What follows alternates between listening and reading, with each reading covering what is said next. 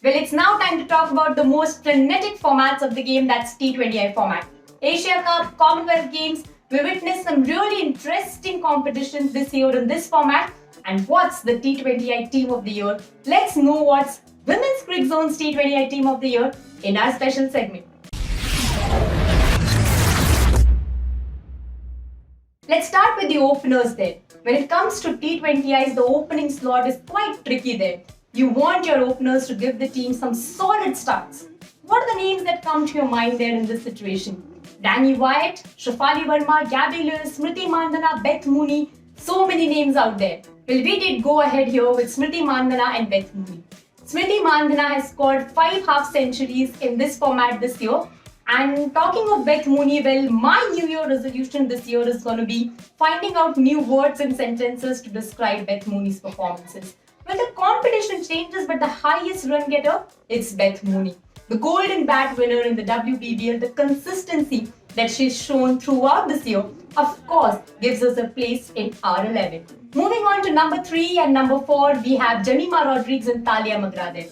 Jemimah Rodrigues, what a beautiful comeback story. I'm quite sure that this story is going to inspire you to get out of your bed and fight for success. She did not make it to the ODI World Cup squad this year, but then produced some good performances in the domestic circuit and then came up with beautiful performances in her comeback in the series against Sri Lanka, Commonwealth Games, Asia Cup, and that's why she's made it to our playing 11. Well, Tahlia McGrath, she's that X-Factor player for Australia. She has those abilities to produce some good performances with the bat and ball and can bring the momentum back to Australia from any given point.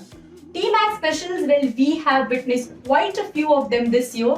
And if you have to witness the Mooney specials and you have Beth Mooney up there in your 11, you've got to have T-Mac there as well. While we had Jemimah Rodrigues and Tahlia McGrath at number 3 and 4, we had quite a few other names that we discussed. That's Elise Perry, Nida Dar, Grace Harris and Sophie Devine as well. Moving on to number 5, we have Orla Prendergast. She's had a very good year for Ireland this year, finished as the second highest run getter. At number 6, we have Ashley Gardner, that important player for Australia who can pile up quick runs in the middle order, and of course, she can also bowl that crucial middle over and give you those important breakthroughs with the ball as well. Next, we have Hayley Jensen from New Zealand. Well, she took up that new responsibility of opening the bowling for New Zealand in the Commonwealth Games, very economical with the ball throughout, and also she finished as the highest wicket taker for New Zealand this year in the T20I format. It's now time to talk about the bowlers. Strong competition there as well with Tuba Hassan, Renuka Singh Thakur, Alana King, Sneh Rana, but we went forward there first off with Deepti Sharma. On so many occasions, she's stood there for India. She's played some important cameos for the side with the bat and of course with the ball also. She's came forward and produced some really impactful performances for India. Deepti Sharma is that reliable all-rounder that you would want in your playing 11 because you know that if she's on the crease, something is up, something is possible. Next up, we're going to talk about Arlene Kelly, who's there just below Deepti Sharma in our squad.